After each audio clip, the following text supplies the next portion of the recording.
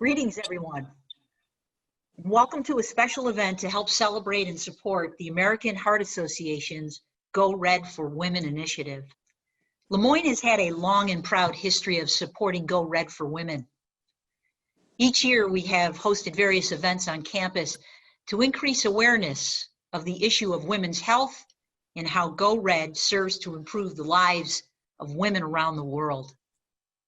Today, I am honored to welcome one of our most celebrated, outstanding alumni to this virtual program.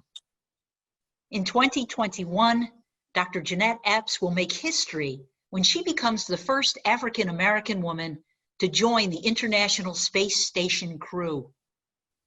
NASA announced in late August that Jeanette, a 1992 Lemoyne physics alumna, has been assigned to NASA's Boeing Starliner 1 mission, the first operational crewed flight of Boeing's CST-100 Starliner spacecraft.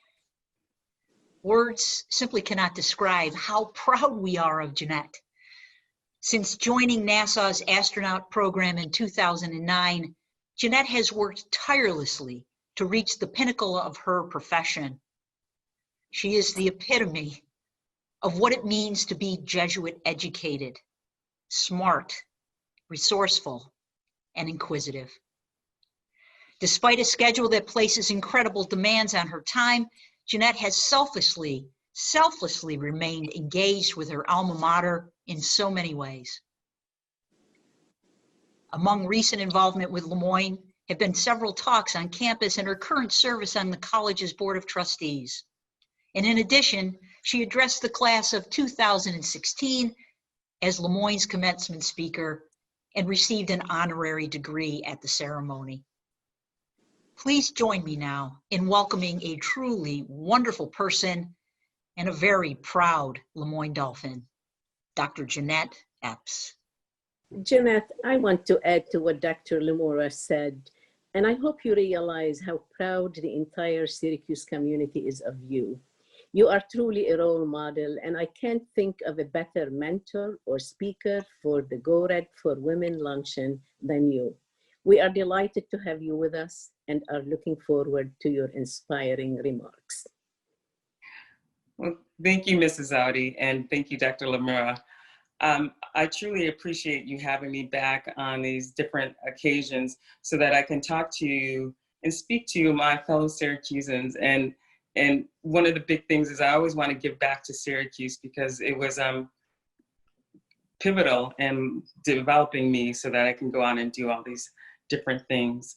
So first, I'd like to tell you a little bit about my background. I am from Syracuse. I went to high school at Thomas J. Corcoran High School, and then I went on to Lemoyne College, where I earned a degree in physics. And then after that, I went on to the University of Maryland to earn a master's and a PhD in aerospace engineering. But while I was at Lemoyne, one of the things that I truly learned was, you know, as a physics major, we were still required to take a lot of courses that were in the liberal arts division. So because we did that, I really do think that that was the start of making me more of a well-rounded person that would help me to go on to graduate school and then go on from there to work at Ford Motor Company and the CIA, and then joining the Astronaut Corps. So one of the things that I like to always talk about is my mom. And my mom was one of the pivotal people in my life who helped me get from point A to point B. Me and my twin sister, that is. She was, she divorced after having 7 kids. And so she was a single mom raising 7 kids. My mom was not an aerospace engineer. She wasn't an engineer. She was not a scientist. She had a high school education and she did key punching.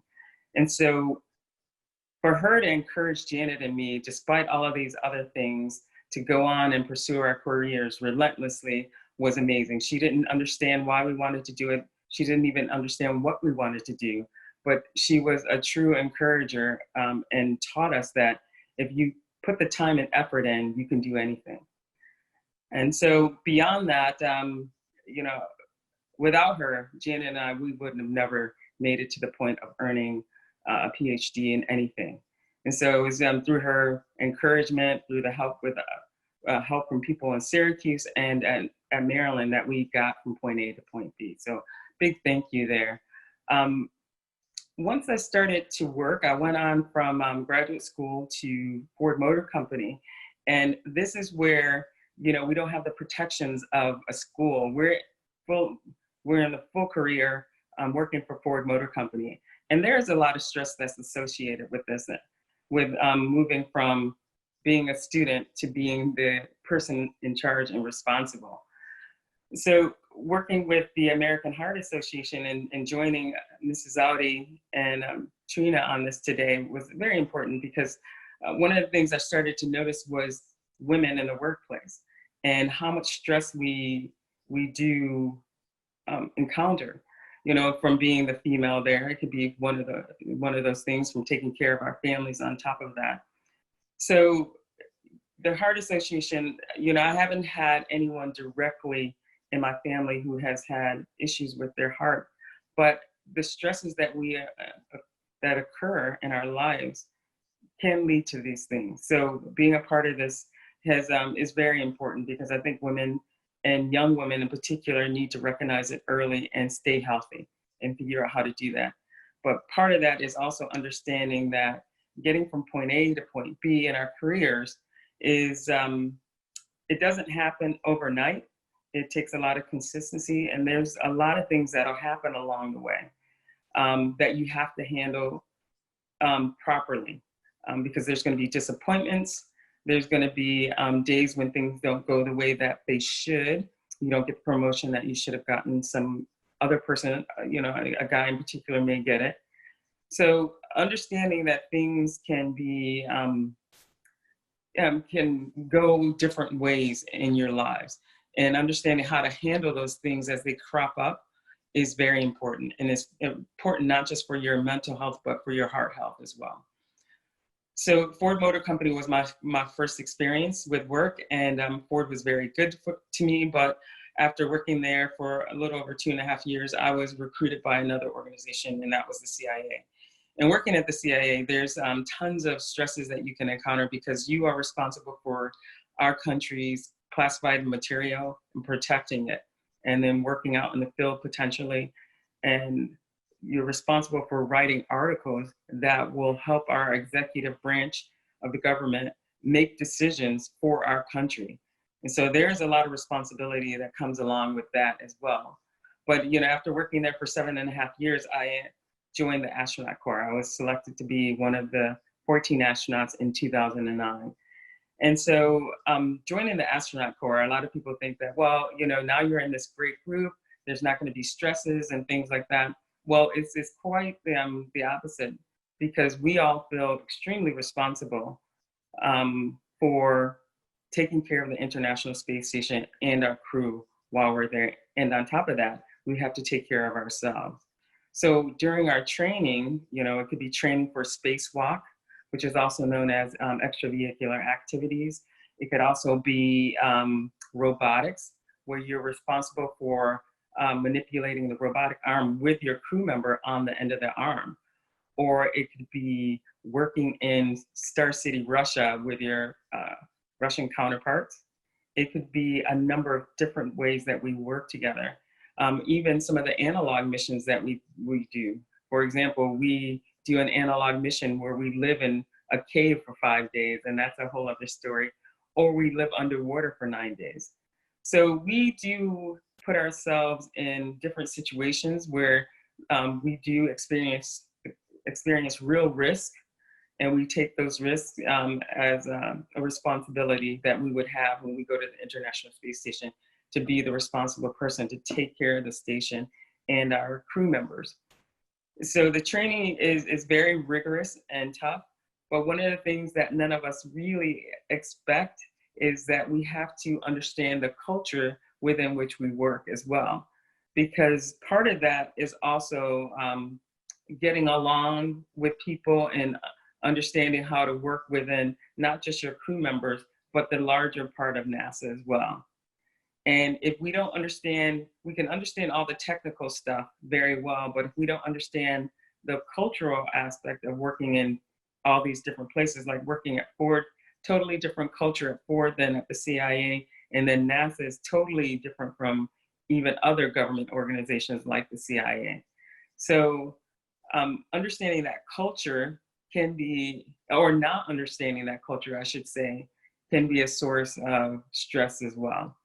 And so one of the big things that I want to encourage young ladies to do is be excellent, very excellent in understanding the technology to earn the merit. You have to have merit in order to get selected for the astronaut program to go work at Ford or even the CIA. But then as you move into different positions, understanding the culture is going to become more and more crucial as you move higher up, because that is how you'll use that avenue to go to higher and higher levels. In my case, the higher level is the space station. So with that, I don't know if you have any questions that you want to ask Ms. Audi at this time. Should we start into that segment? We shall. That's absolutely wonderful. We have several questions from students. I have to tell you, this has been just listening to you and listening to imagining what it was like when you first started, and you did not set any limits for yourself. And that is probably one of the greatest things. And we have several questions from students, but I want to begin by asking you, what obstacles did you find along the way? And what did you learn from those obstacles? Well, obstacles can come in many different forms. And it could be someone telling you, hey, you can't do this. And I've had people tell me that many times. But the biggest thing for me was understanding who was telling me that and what their motivation was. So in those situations, understanding who was saying that and what their motivation was, and understanding that they didn't know what I knew about me. And so understanding myself and talking to people that have my interest and my success at heart was more important than listening to someone who didn't have those things. So understanding who was saying what at the time was very important to me, because you're going to have a lot of naysayers. And I get very disappointed, especially like, for example, if it's my niece or something like that, and some random kid will tell her, that she's not pretty or she's not this. I get upset with them, and not visibly, but I get upset thinking that you don't know this kid doesn't know you either. And so why would you give their words importance in your life instead of listening to the people who love you and have your best interests? And so once I tell them that, then their whole demeanor change, and they understand that, hey, you're right. This person doesn't know anything about me. They're just saying things either to just be mean or that there's something going on with them. And so understanding that type of obstacle is one thing, but then there's other obstacles. And this was my biggest problem. I think my own internal dialogue was probably one of the biggest obstacles I had. And so I always had to go back and write in a journal and understanding why I feel the way I do in certain moments, because a lot of self-doubt will crop up, a lot of hard moments, especially when you're trying to achieve something totally new for you. Getting over that hump, working more consistently and harder, and remembering all the things that you've done has been crucial for me. And so one of the hardest things I've had to do was get through graduate school. And I know a number of people always ask me about, well, what was the most difficult thing for you? And getting through graduate school was probably the hardest, because I didn't have an example in my immediate family of someone earning an aerospace engineering degree, much less a master's or a PhD. And so for me, getting over that hump of self-doubt was crucial.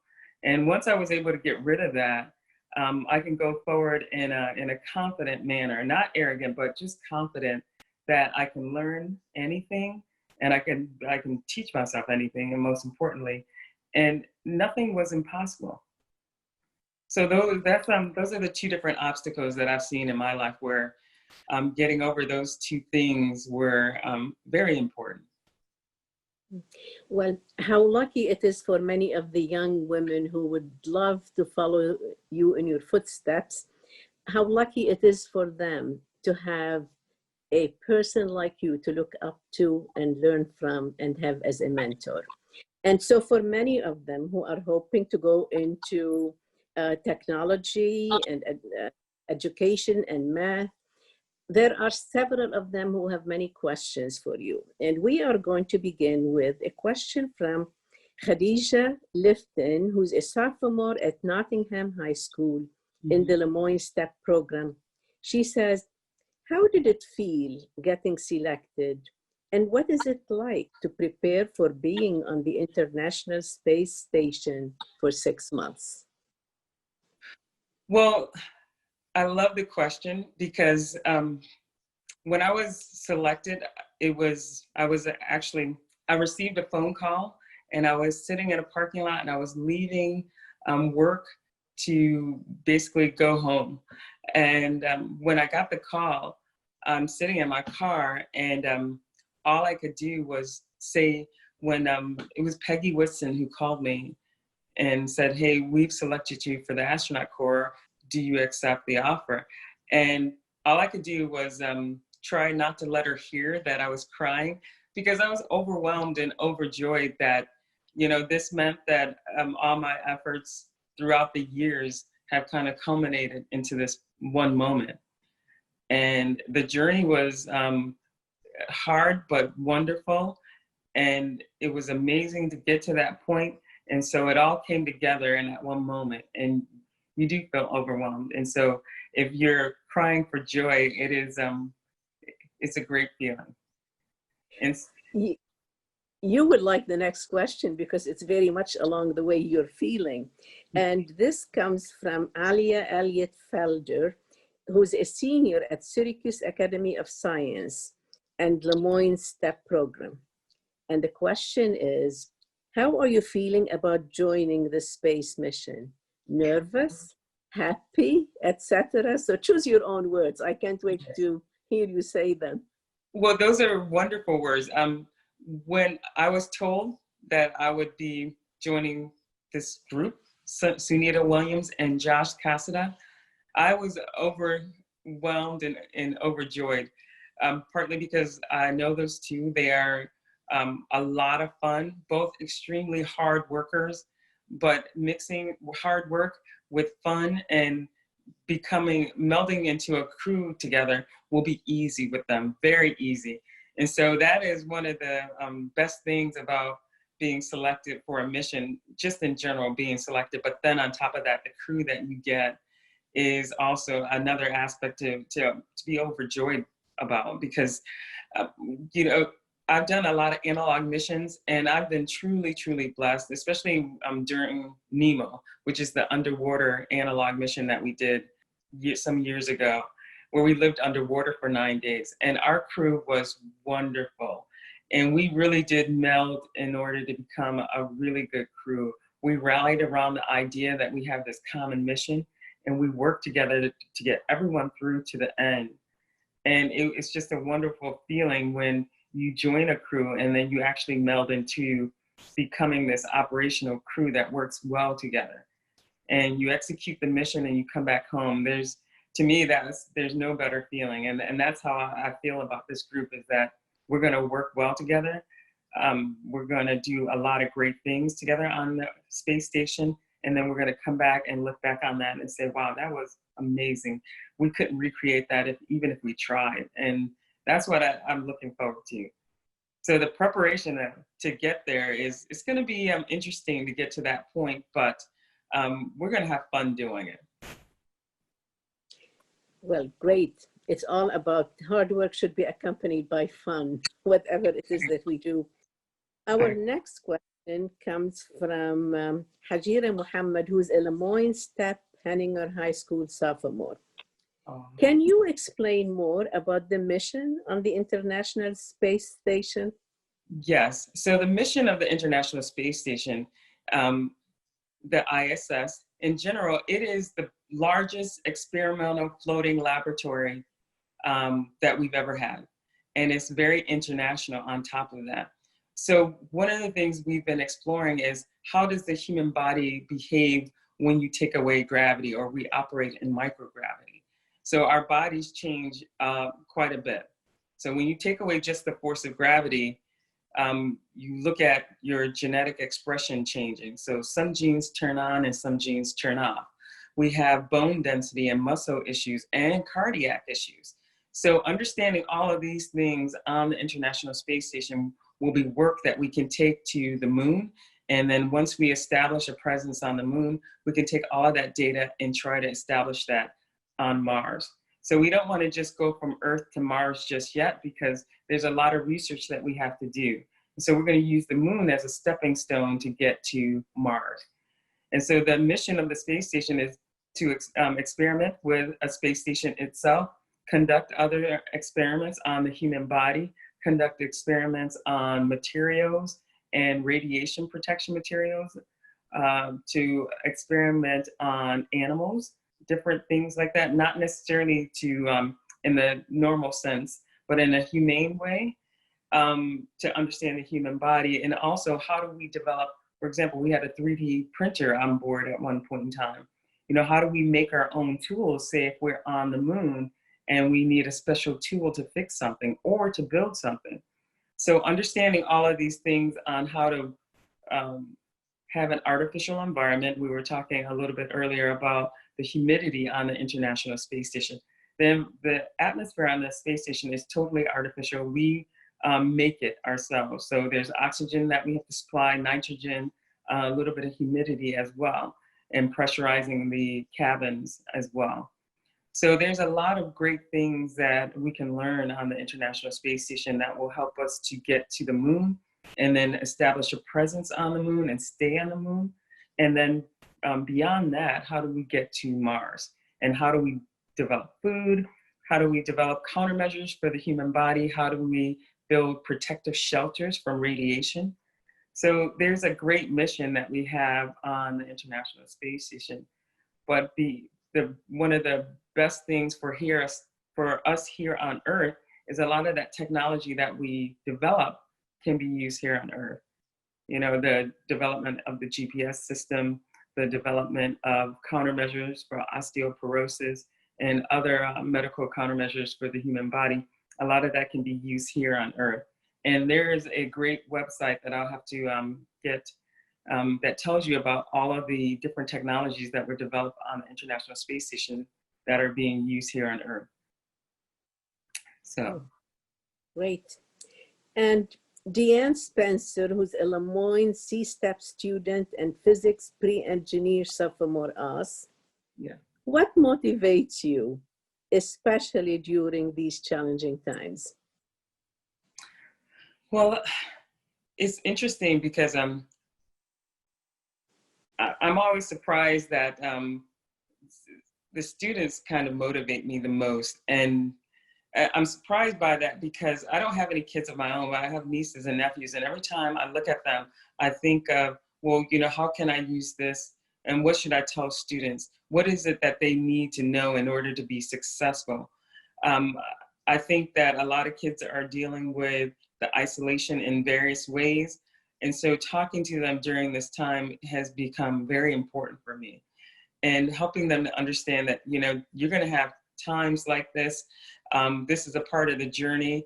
Enjoy the moment that you're in, and then use it for, you know, moving forward into the future and developing things. And how do you want to help people, understanding that we really are in this together. So how do we help each other rather than isolating ourselves and pushing people away? I don't think that helps anyone. And I think talking to students and motivating them, my creative time and my youth is not gone, it's still in there, but I think the younger generation, they're so much more creative and so much more, they're becoming more activists, and they're caring about the world. And I want to encourage that. I want to encourage that as much as I can. And I want them to lead us into the future, since they will be our future leaders. Well, Jeanette, thank you so much for being with us and for your inspiring comments. We will be following your journey with much interest and pride. And thank you so much for having me, Amini. I really appreciate doing this, and I love Syracuse. So if there's any time that you want to call on me, please feel free. Thank you so much. Thanks a lot. Safe flying.